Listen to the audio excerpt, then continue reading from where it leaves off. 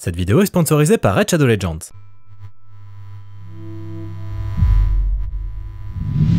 Les adaptations de jeux vidéo au cinéma, c'est un sujet vaste. On a déjà évoqué le cas Resident Evil il y a plusieurs années, spécial dédicace à Paul qui j'en suis sûr regarde cette vidéo, et de Silent Hill il y a maintenant 2 ans, spécial dédicace à Christophe qui est sans doute trop occupé avec Return to Silent Hill pour regarder ma vidéo. Je le pardonne. Mais fin 2005, quelques mois à peine avant la sortie de Silent Hill, une autre adaptation de jeu vidéo particulièrement attendue est sortie sur les écrans, et c'est lamentablement planté. Salut à tous, c'est Guillaume Cassard, et aujourd'hui on va parler de Doom. Mais juste avant, un petit entracte de John Michael. C'est parti. Salut ma gueule, c'est John Michael. Tu connais Raid Shadow Legends? Raid Shadow Legends, c'est un des meilleurs RPG dispo sur mobile et PC. Le principe, c'est de collectionner des champions et de les faire s'affronter dans des combats au tour par tour. Et aujourd'hui, on va faire un petit top 3 de mes champions préférés. Numéro 3, Jean-Yves, un homme lézard pas piqué des hannetons. Numéro 2, Johanna, une elfe surpuissante. Numéro 1 et pas des moindres, Antonin, un archimage redoutable. Quel trio infernal. Mais c'est pas tout mon con. Ce mois-ci, Raid a sorti une toute nouvelle faction, les Sylvan Watchers. Dans cette faction, tu trouveras des elfes de la forêt et même des ents. Sans oublier tout un programme complet d'événements spéciaux. Je crois que tu l'as compris, c'est le meilleur moment pour se lancer dans Raid. En plus, si t'es membre d'Amazon Prime, tu auras droit à plein de récompenses. Clique sur le lien dans la description ou scanne mon QR code pour obtenir un pack de démarrage gratuit d'une valeur de 30 $. Dans celui-ci, tu trouveras le champion épique Terrell et tout un tas de récompenses extraordinaires. Tout ce trésor t'attend dans la boîte de réception du jeu, accessible juste là. Tu m'en diras des nouvelles. De rien ma gueule. Doom est donc un jeu vidéo développé par le studio id Software et sorti en 1993. 1993, meilleure année du monde, clairement. Dans celui-ci, on incarne un Space Marine, le Doom Guy, qui affronte des démons de l'enfer sur une base martienne. Et Doom a ce site particulier qu'il a créé un sous-genre à lui tout seul, le bougre, le FPS pour First Person Shooter ou jeu de tir en vue subjective qu'on appelle également Doom-like. Doom-like, Doom, vous l'avez? Si les jeux vidéo nous offraient jusqu'alors la possibilité d'incarner un personnage, dans Doom, on devenait littéralement le personnage en adoptant son point de vue. Une véritable révolution dans l'industrie. Pour autant, Doom n'est pas le premier jeu à avoir adopté ce procédé, puisque Wolfenstein 3D, également développé par id Software, l'avait déjà fait un an auparavant. Mais c'est bel et bien Doom qui devint le porte-étendard du genre. Comme quoi, des fois, être le premier, ça veut rien dire. Bref, Doom, c'est rien de moins que l'un des jeux les plus influents jamais sortis. Un véritable phénomène qui se vendra à près de 4 millions d'exemplaires entre 93 et 99, et qui lancera une lucrative franchise toujours en vogue à l'heure actuelle, puisque le dernier opus, Doom Eternal, est sorti en 2020. Un succès tel qu'il allait forcément avoir droit un jour ou l'autre à son adaptation au cinéma. C'est en 1994, au moment de la sortie de Doom 2, que ça commence à s'agiter du côté d'Hollywood. Pas mal de studios se lancent alors dans une sanglante bataille pour obtenir les droits de la lucrative chasse aux démons martiens. Dans la course, des studios appartenant à Disney, très probablement Touchstone Pictures, mais aussi Dimension Films et Universal. Et c'est finalement Universal qui remporte le gros lot. Et dans le rôle du Doom Guy, le studio veut pas n'importe qui. Il veut la star d'action du moment, Arnold Schwarzenegger lui-même. Parce que ouais, le Doom Guy c'est un gars bien testostéroné. À la production, on évoque Ivan Reitman, le réalisateur des 2 SOS Phantom, mais aussi de pas mal de comédies avec Schwarzy justement, citant notamment Jumeaux, un flic à la maternelle et Junior. Le projet entre alors dans une phase conceptuelle et le designer Vincent G. Guastini se met au travail, réalisant plusieurs croquis de créatures ainsi que des maquettes. Sauf que niveau script, bah ça avance pas des masses. Le truc avec Doom, c'est qu'il n'y a pas vraiment d'histoire. Ça se résume à ce que je vous ai dit tout à l'heure, un Space Marine sur Mars qui tire sur des démons. Mais ça fait pas une histoire, ça donne juste un contexte. Et si les développeurs d'id Software trouvaient ça parfait, estimant que cette simplicité donnait par conséquent tout un boulevard pour créer quelque chose sans forcément se retrouver prisonnier du jeu, le fait est que les scénaristes ont eu beaucoup de mal à en tirer une histoire intéressante. Et les gars d'id Software s'en rendent compte assez rapidement. En effet, le studio ayant négocié un droit de regard sur chaque phase de la production, ils sont très impliqués dans le processus, pouvant valider ou mettre leur veto sur le moindre choix artistique, et donc naturellement sur le script lui-même. Et le truc, c'est qu'ils ne valident aucun des scripts qu'on leur envoie, qu'ils jugent particulièrement médiocres. Au final, sans producteur réellement impliqué, Reitman ayant sans doute fort à faire avec ses propres films, le projet finit par tomber dans les affres du development hell. On reste dans le sujet. Bref, les années passent, et la perspective de voir Schwarzy botter des culs de démons s'amenuise, pour ne finalement devenir qu'un doux rêve jamais concrétisé. D'autant que Doom n'est désormais plus d'actualité, id Software ayant mis la franchise de côté pour se concentrer sur Quake. Et en 1999, la fusillade de Columbine vient définitivement mettre un terme au projet, le coupable du massacre étant présenté par les médias comme un grand fan du jeu Doom. Autant dire que c'était pas le moment idéal pour remettre Doom sur le devant de la scène. Universal perdit les droits, qui transitèrent par Sony Columbia et TriStar, avant de revenir à id Software. L'adaptation de Doom au cinéma fut donc abandonnée. Et puis, au début des années 2000, les choses se remettent à bouger lorsqu'id Software annonce son nouveau jeu, Doom 3. Et autant dire que l'annonce fait l'effet d'une bombe auprès du public et de la presse spécialisée, tellement que cela donne envie aux développeurs de retenter l'aventure sur grand écran. En 2003, soit avant la sortie du jeu qui est prévue pour juin 2004, Todd Holenshead, alors président d'id Software, décide d'organiser une réunion avec différents représentants de studios hollywoodiens. Pendant cette réunion, il leur présente Doom 3, ce pour jauger leur intérêt vis-à-vis d'une adaptation de cet opus en particulier. Car Doom 3 dépeignait un univers bien différent des 2 précédents. Bon technologique oblige, l'atmosphère y était bien plus travaillée, infiniment plus cinématographique, et constituait par conséquent une base bien plus solide pour une adaptation en un long métrage digne de ce nom. Et ce sont finalement les producteurs Lorenzo Di Bonaventura et John Wells qui obtiennent les droits au début de l'année 2003 pour la Warner. Mais Tudolens Head inclut une clause bien spécifique dans le contrat. N'ayant pas envie de voir l'Arlésienne se répéter, il impose une date butoir à la Warner. En gros, le studio dispose de 15 mois pour officiellement donner le feu vert au projet. Dans le cas contraire, il perdra les droits du jeu. On arrive donc sur une phase de bougeage de cul. Wells et Di Bonaventura se mettent donc immédiatement au travail pour honorer cette clause. Ils embauchent alors un scénariste, Dave Callaham, un débutant de 24 ans qui a passé pas mal d'heures sur Doom lorsqu'il était ado et qui est par conséquent très enthousiaste à l'idée d'en signer l'adaptation. Mais il se pose de nouveau l'éternelle question, comment adapter Doom ? S'il est bien conscient qu'une grande partie des fans va s'attendre à un gros défouloir de 2 heures, d'un autre côté, il s'agit aussi de raconter une histoire intéressante. Il se servira donc du jeu comme d'une base visuelle et conceptuelle, mais pas vraiment narrative. Callaham va donc rencontrer les développeurs de id Software qui se montrent très ouverts à l'idée de modifier la mythologie des jeux originaux pour la complexifier et y intégrer de vrais personnages. Leur seule requête, que le personnage principal soit nommé John, très probablement en hommage à John Carmack, le programmeur iconique et cofondateur du studio.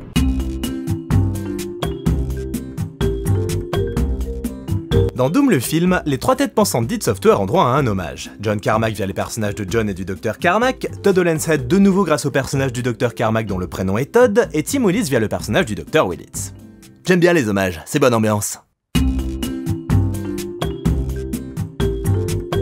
Les personnages pour Callaham, c'est la priorité. Il veut que le public s'attache à eux et prend pour modèle les Marines coloniaux d'Alliance et l'équipe des forces spéciales de Predator. Bref, Callaham ne veut pas simplement écrire une bonne adaptation de jeux vidéo, il veut surtout écrire un bon film. Pour autant, il ne compte pas trahir l'essence des jeux et inclut donc dans son scénario les créatures et armes phares de la saga et de nombreuses séquences gore. Bref, il veut respecter l'essence des jeux sans en faire une adaptation littérale, car un jeu c'est un jeu et un film c'est un film. Et le scénariste ne va pas chômer puisque c'est une trentaine de versions différentes qu'il rédigera pendant le processus. Et puis, le studio décide d'embaucher un autre scénariste, plus expérimenté, pour peaufiner le script de Callaham, réécrire les dialogues, etc. On propose alors à Edgar Wright et Simon Pegg, tout juste auréolés du carton de Shaun of the Dead, de mettre la main à la pâte. Mais le duo refuse, n'étant pas disponible à ce moment-là. C'est tellement improbable et j'aurais tellement voulu voir ça. C'est finalement Wesley Strick qui hérite de la tâche, scénariste et script docteur réputé qui avait notamment travaillé sur Batman le Défi, Volte-Face et Mission Impossible 2. Quelques années plus tôt, il avait également travaillé sur le scénario du Superman Lives de Tim Burton pour la Warner sous la supervision de Lorenzo Di Bonaventura. Une collaboration qui ne se fit pas dans le plus grand des calmes, Burton et Strick se prenant très souvent la tête avec le producteur qui n'était apparemment pas friand de leurs idées. Du coup, s'il aimait pas ses idées, pourquoi faire appel à lui, vous allez me demander?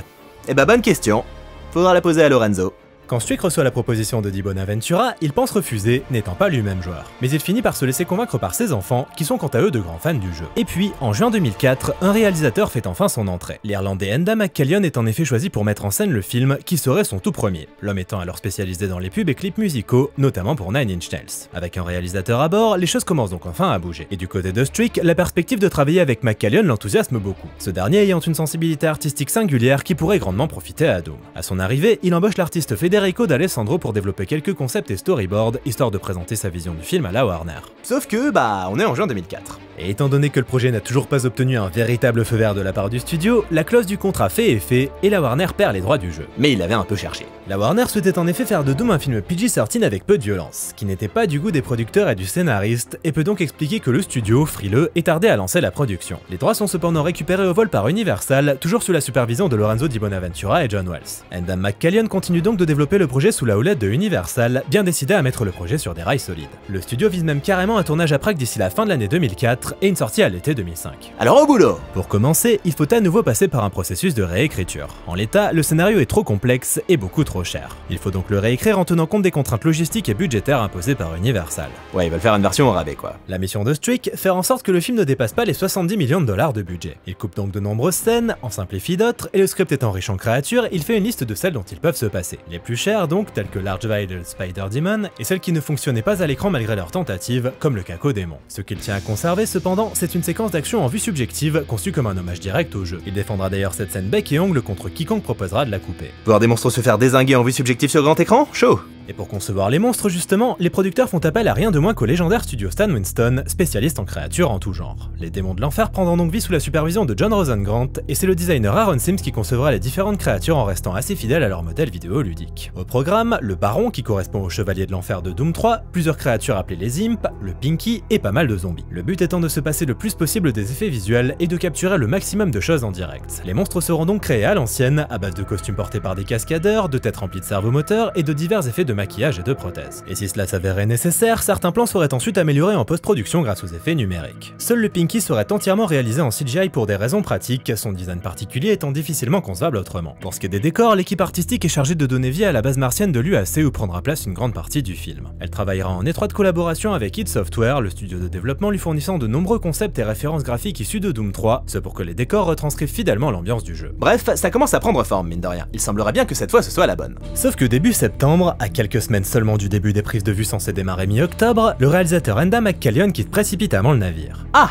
Un véritable coup dur. Et si la version officielle évoque des raisons personnelles, ce serait à cause de divergences artistiques que ça m'étonnerait pas. Le scénariste Wesley Strix se montra d'ailleurs extrêmement chagriné par ce départ, craignant que le film ne devienne par la suite qu'un simple actionneur bourrin conventionnel. Mais pas le temps de pleurer McCallion, il faut rapidement lui trouver un remplaçant, car le film doit démarrer son tournage à peine un mois plus tard. Et c'est ainsi qu'Andrzej Bartkowiak débarqua sur le projet. Directeur de la photographie polonais assez réputé à Hollywood, il fut un collaborateur fidèle de Sidney Lumet, notamment sur Le Verdict pour lequel il reçut une nomination aux Oscars. Et pour la petite anecdote, il avait aussi travaillé avec Ivan Reitman et Arnold Schwarzenegger sur Jumeaux.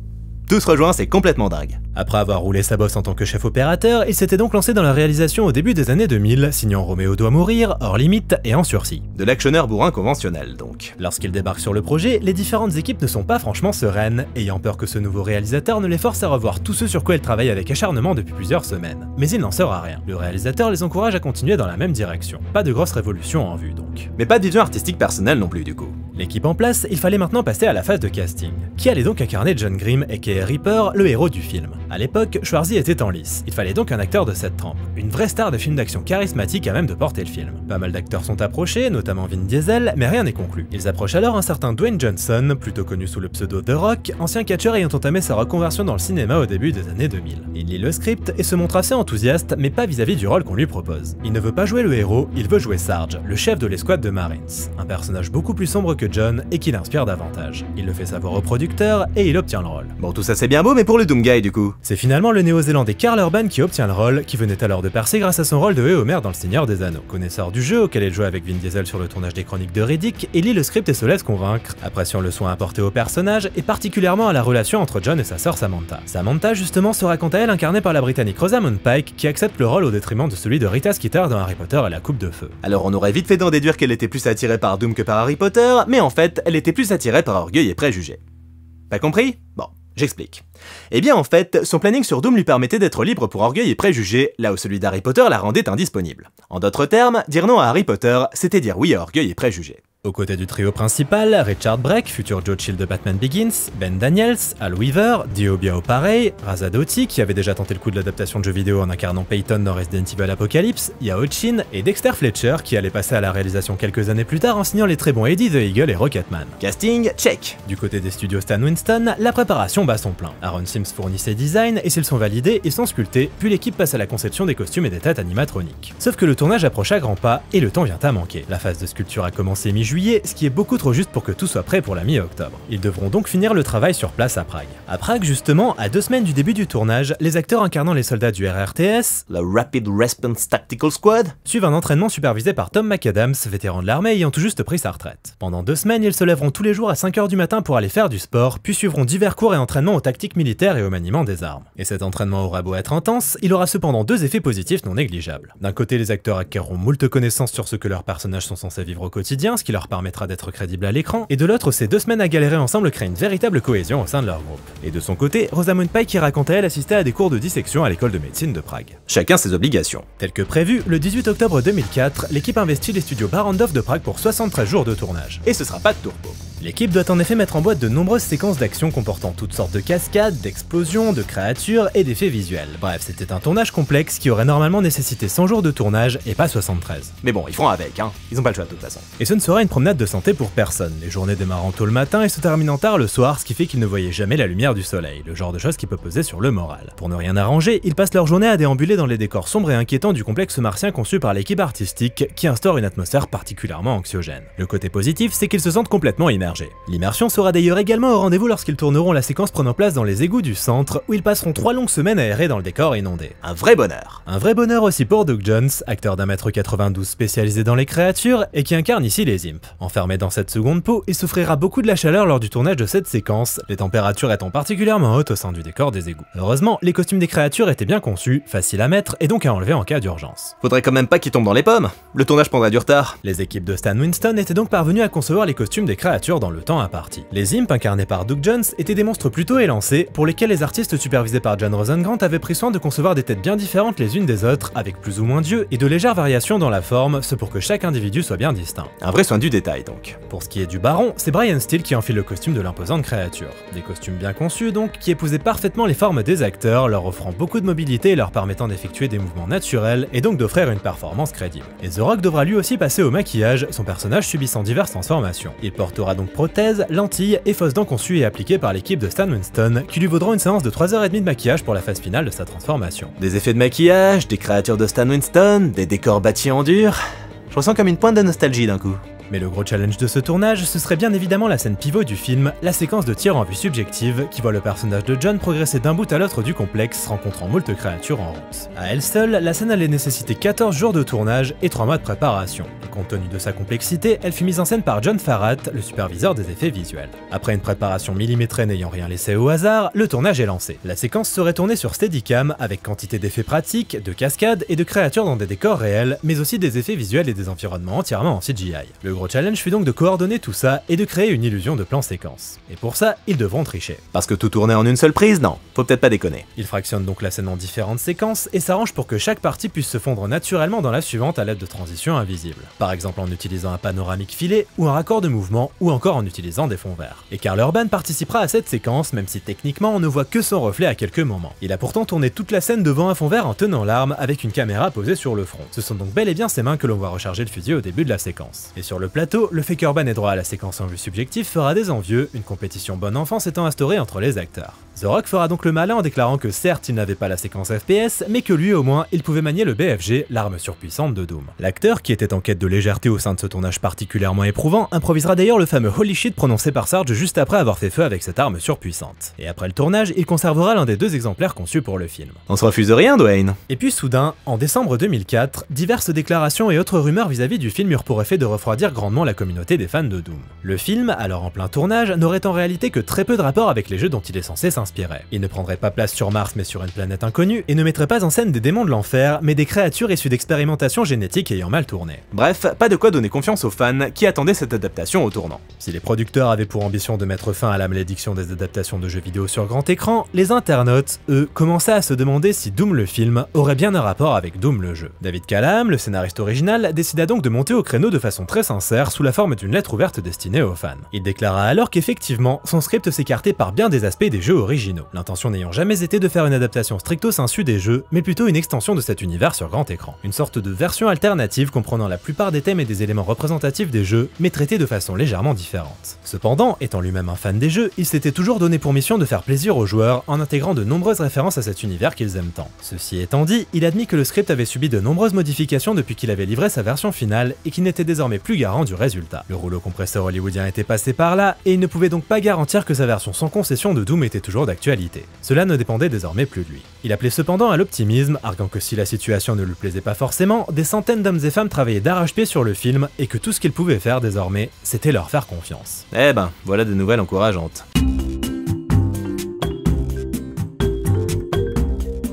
En 2004, un gamer fan de Doom au doux pseudo de Fraggle reçoit un étrange message sur AOL. Un certain Dave Callaham lui demande de l'aide pour écrire une réplique de Doom le film ayant trait au mode multijoueur du jeu Doom original. La scène en question voyait un personnage en pleine partie, juste avant de se faire attaquer par le baron. Une sorte de mise en abîme, comme la vache qui rit. Malgré son scepticisme, Fraggle accepta d'aider Callaham et n'eut plus jamais de nouvelles du scénariste. Jusqu'à ce qu'il entre en possession d'une version du script et y trouve la réplique qu'il avait coécrite, ainsi qu'un hommage déguisé à son pseudo.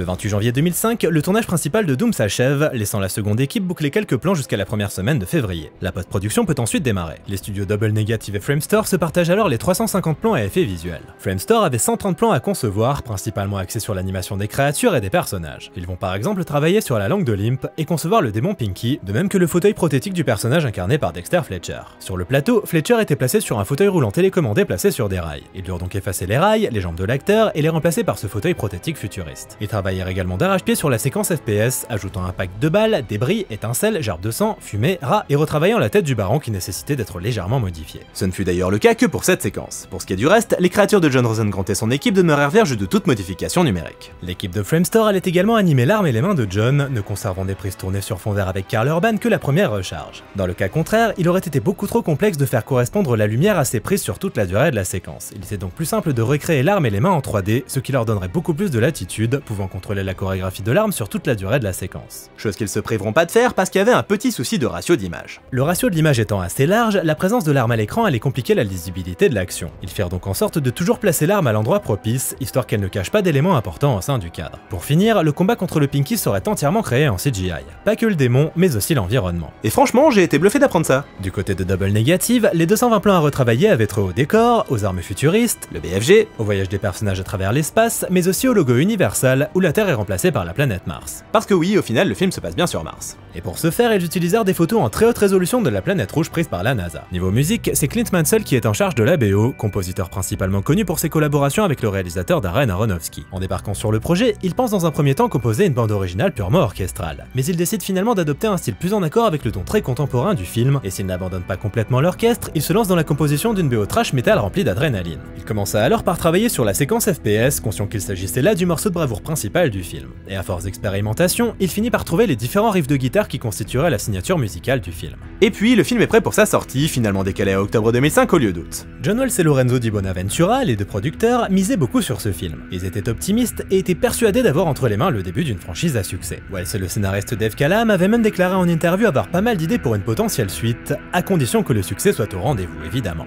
Ouais, bah non. À sa sortie aux USA, le 21 octobre 2005, Doom fait un gros flop. S'il obtient la première place du podium lors de son premier week-end d'exploitation, il ne récolte au final que 58 millions de dollars dans le monde, ce qui ne parvient même pas à rembourser son budget de 70 millions. Et la critique n'est pas tendre avec lui, le film est copant d'un 34 de moyenne sur Metacritic. Et l'accueil ne sera pas plus chaleureux du côté des fans des jeux, qui le défoncent littéralement, pointant du doigt les différences malvenues entre le film et le matériau d'origine. Un fiasco qui n'a cependant pas empêché Bartkowiak de retenter l'expérience 4 ans plus tard en signant Street Fighter La Légende de Chun-Li, autre adaptation de jeux vidéo à mauvaise réputation. Bref, un échec cuisant qui vaudra même une nomination au Razzie Award pour The Rock en tant que pire acteur. Ce dernier, qui a toujours beaucoup d'humour, n'hésitera d'ailleurs pas à rire de ce gigantesque four comme en 2008 au WWE Hall of Fame. Did you ever see Doom?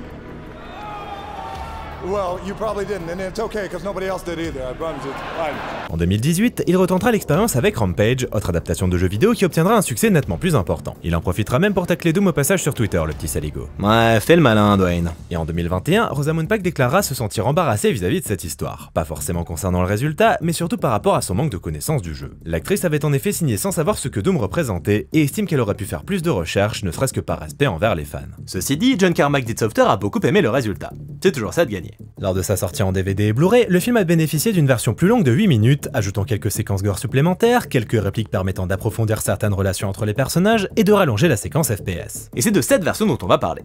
Parce que j'ai jamais vu l'autre en fait. C'est la panique sur Mars. Il semble y avoir eu un incident majeur au sein de la station de recherche Joel Duvail appartenant à l'UAC, un incident dont la nature est inconnue. Mais ça pue grave.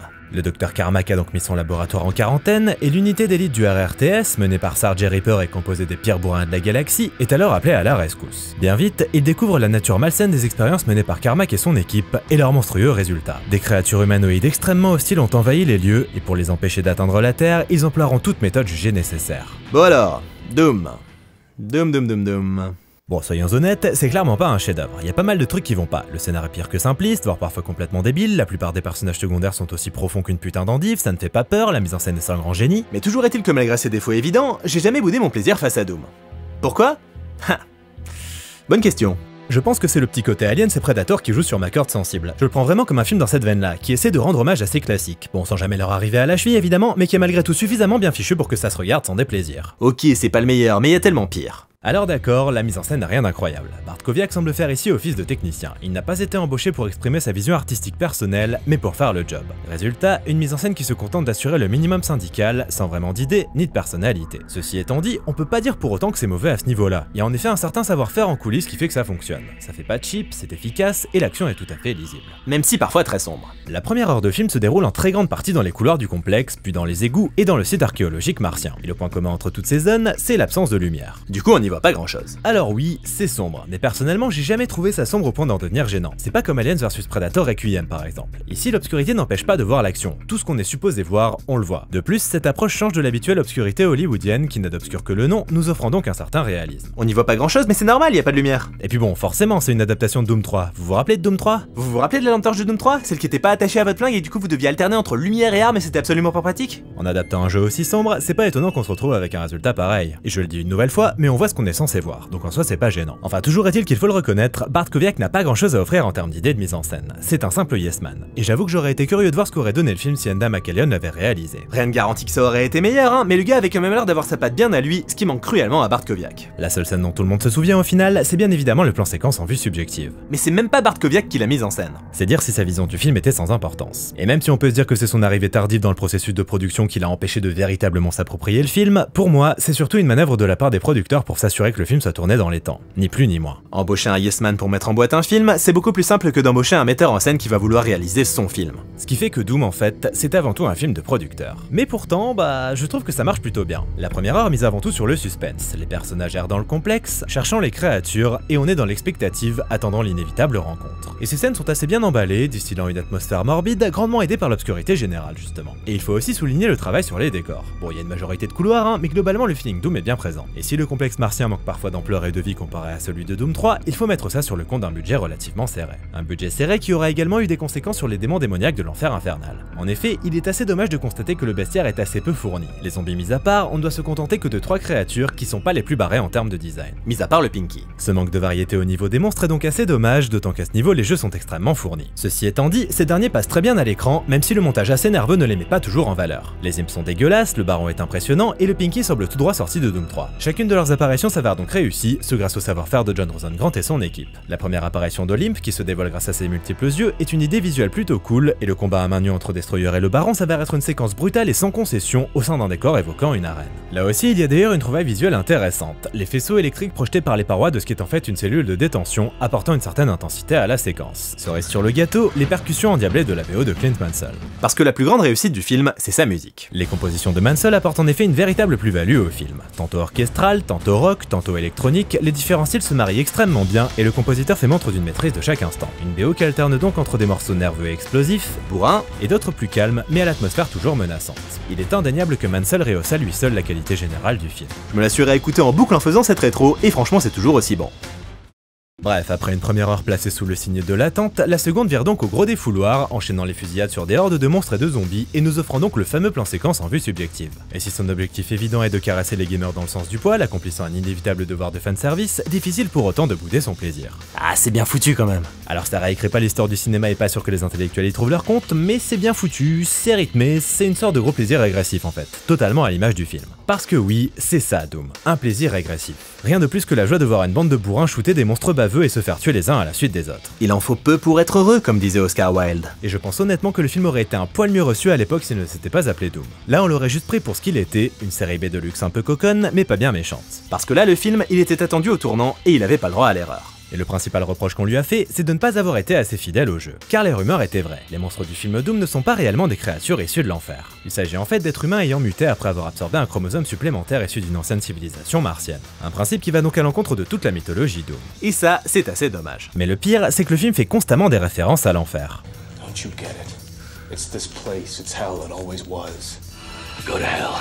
Je comprends pas bien la manœuvre, c'est pour narguer les fans? On doit donc se contenter que de quelques références et sous-entendus, le personnage de Sam mentionnant que les mutations engendrées par le chromosome 24 dépendent de l'âme de la personne infectée. Ceux disposant d'une bonne âme deviendront donc des surhumains, là où ceux dont l'âme est foncièrement mauvaise se changeront en démons. Mais ça va pas plus loin que ça, alors que bon, l'enfer c'est quand même la base de Doom, c'est donc assez ahurissant qu'ils aient pas respecté ça, surtout si c'est pour nous servir l'éternel coup de l'expérience qui a mal tourné. Et c'est d'autant plus dommage que je trouve l'idée assez sympa en soi, on en revient à la base de quasiment toute fiction, le combat du bien contre le mal. Ça aurait pu apporter tout un tas de questionnements intéressants pour les personnages, chacun chacun étant amené à se demander s'il est une bonne ou une mauvaise personne. Mais tout ce potentiel dramatique n'est qu'effleuré. On a par exemple une scène avec le personnage de Goat qui, lorsqu'il réalise qu'il se transforme en monstre, parvient à combattre sa nature profonde en se suicidant. Une idée intéressante, mais dont l'exécution laisse malheureusement à désirer. Le fait qu'il joue à fond le zombie rend la scène un peu ridicule en fait. Là où s'il était resté à demi conscient, on aurait pu avoir un peu plus d'empathie pour lui, ce qui aurait rendu ce passage un peu plus dramatique. Enfin, c'est que mon avis, hein. L'autre personnage pour lequel un questionnement d'ordre moral va se jouer, c'est John aka Reaper. Un peu normal d'ailleurs parce que c'est clairement lui le cerveau de la bande. Le personnage va donc se trouver en proie au doute, ayant peur de découvrir ce qu'il est véritablement au fond de lui, se sentant plus proche d'un monstre que d'un ange. Et c'est intéressant. Mais encore une fois, on reste en surface. On creuse pas le personnage plus que ça alors que c'était l'occasion. Par exemple, pendant cette scène, juste avant que sa sœur lui injecte le chromosome 24, il lui dit qu'il n'est pas quelqu'un de bien. Bah je trouve que ça aurait été intéressant de nous montrer ça à travers des flashbacks ou autres, quitte à démarrer le film là-dessus. Voir le personnage obéir aux ordres de Sarge sans réfléchir, accomplissant des actes cruels, puis se remettre en question à mesure que le film avance, jusqu'à changer et devenir un héros. Bon, c'est du classique de chez classique, mais ça aurait eu le mérite d'approfondir son arc et de provoquer un investissement supplémentaire de la part du public. Mais malgré tout, j'avoue que je l'apprécie bien ce personnage. Un héros un peu plus cérébral que ses collègues, et qui profite grandement de la sensibilité de Karl Urban, un acteur que j'aime beaucoup, et qui apporte une certaine crédibilité à son rôle. John n'est pas juste un bourrin caricatural, on perçoit ses failles et ses doutes, et son petit côté torturé lui apporte une épaisseur bienvenue. Épaisseur toute relative bien sûr, on est toujours dans Doom, hein. Car vous l'aurez compris, le film n'y va pas à fond niveau développement de personnage, même si on perçoit pourtant une certaine bonne volonté concernant John et sa relation avec sa sœur Sam, incarnée par Rosamund Pike. Rosamund Pike toujours excellente, même si clairement sous-exploitée ici. Lorsque John et Sam se retrouvent au début du film, ils ne se sont pas vus depuis 10 ans et sont en froid. Sam passera donc pas mal de temps à remettre en question les choix de carrière de John, qui aurait pu devenir un scientifique brillant, et John sera quant à lui très critique vis-à-vis des projets scientifiques menés sur Mars. Le duo a ça d'intéressant qu'il représente les deux principaux actants du film, le progrès scientifique d'un côté, la puissance militaire de l'autre. Et dans les deux cas, il y a d'énormes dérives, des dérives qui donnent naissance à des monstres. Ce qui nous amène au personnage de Sarge. Ah, The Rock. Bon, on va pas se mentir, le Dwayne Johnson, il a un capital sympathie assez énorme. My character Sarge is one that's very complex, and he goes on this incredible journey. I'm kidding. Du coup, même si techniquement c'est Karl Urban qui incarne le héros, bah Doom ça reste avant tout le film de The Rock. C'est comme ça. Et le gars semble s'en donner à cœur joie en incarnant le plus badass des badass de l'espace. Un personnage haut en couleur et bourré de testostérone qui, si on le prend dans un premier temps pour un héros, finit petit à petit par dévoiler un côté de plus en plus sombre de sa personnalité. Aveuglé par son devoir envers l'UAC, enragé par la perte de ses hommes et prêt à tout pour accomplir sa mission, Sarge finit par devenir un monstre, au sens propre comme au figuré. Et j'avoue que j'aime bien ce retournement. Et franchement, même s'il a droit à son lot de répliques débiles, Because Carmack's condition is that he's dead. I'm not supposed to. bah il est plutôt crédible en bad guy le Johnson, et le voir sombrer petit à petit dans la folie est assez cool. Ceci dit, petit regret quand même vis-à-vis du personnage, ou plutôt de ce qu'aurait pu être le personnage. On va maintenant se pencher sur une version du script qui date de mars 2004 et dans laquelle on apprend pas mal de choses intéressantes. Dans cette version, les parents de John et Sam n'étaient pas morts dans un éboulement lorsque les deux étaient enfants, mais à peine 10 ans avant le début du film dans un terrible accident de la route. Un accident de la route causé par Pinky et en réalité orchestré par Sarge pour le compte de l'UAC, chose que l'on apprenait à la fin du film. Et c'était cool comme sous-intrigue, mais bon, dans ce script, Sarge était plus âgé que Reaper, donc j'imagine que l'arrivée de The Rock dans ce rôle a modifié les plans. Autre chose à signaler, le twist final. Car contrairement au film de 2005 dont la fin est plus plate qu'autre chose, le script original avait prévu un petit twist. Du coup, comme les rumeurs le prétendaient, il fut bel et bien question pendant un temps que le film ne prenne pas place sur Mars, mais sur une planète nommée Olduvai. Et cette planète, en fait, c'était la Terre. Mais la Terre dans très longtemps, hein. Ce qui signifie que l'ancienne civilisation étudiée par l'UAC sur Olduvai, c'était les humains en réalité. Et toutes les séquences que l'on pensait prendre place sur Terre se déroulaient sur une planète inconnue avec 2 soleils. Tatooine. Et je vous avoue que je sais pas trop quoi en penser. D'un côté c'est un twist vraiment cool pour un film de SF, mais d'un autre côté ça n'a rien à faire dans Doom. Bref, voilà, à part ça rien de particulier à signaler dans cette version du script qui suivait globalement la trame du film que l'on connaît désormais. Pour ceux que ça intéresse, je mettrai un lien vers le script dans la description. Voilà, la petite parenthèse est terminée. Concernant le reste des protagonistes, pas grand chose à signaler si ce n'est un Richard Brake en roue libre total dans le rôle de Portman, un personnage ignoble pour lequel l'acteur s'est amusé à improviser la plupart des répliques. Bref, Doom, c'est pas le scénario de l'année 2005. C'est un film concon et absolument pas subtil, mais tout de même généreux et bien fichu. Assez pour qu'il ait une place particulière dans mon cœur en tant que plaisir coupable numéro 1. Et ce qui est assez étonnant, c'est de voir à quel point Doom est vu avec beaucoup d'affection par une grande partie du public aujourd'hui. Les gens l'aiment bien ce film, mine de rien. Il n'est pas devenu culte, mais il a cette petite aura positive autour de lui, chose qui me surprend énormément. J'aurais jamais cru ça possible à l'époque de sa sortie tant tout le monde s'était mis d'accord pour lui cracher dessus. Par exemple, vous allez jamais le croire, mais Yao Chin, qui interprète Mac, s'est reconverti dans le journalisme. Et on lui demande constamment si c'était bien lui dans Doom. Alors que le mec doit avoir 3 répliques, c'est littéralement le personnage le plus oubliable du film, mais les gens s'en rappellent. Quant à Richard Brake, à chacune de ses apparitions en convention ou festival, il rencontre une bonne cinquantaine de fans du film. Preuve que malgré ses défauts évidents, Doom a su conquérir une partie du public avec les années. Et sans doute que la sortie de Doom Annihilation en 2019, direct to vidéo fauché, aura eu pour effet de réhabiliter l'original. Tout d'un coup, sans crier gare, Doom 2005 était devenu le meilleur film Doom. Bon, je dis ça, mais je l'ai pas vu le Doom Annihilation. Et j'en ai aucune envie d'ailleurs. N'insistez pas. Merci à tous d'avoir regardé cette vidéo, j'espère qu'elle vous a plu, n'hésitez pas à commenter, liker, partager, venir me soutenir sur Utip ou Tipeee si vous vous sentez généreux, et je vous dis à bientôt, salut!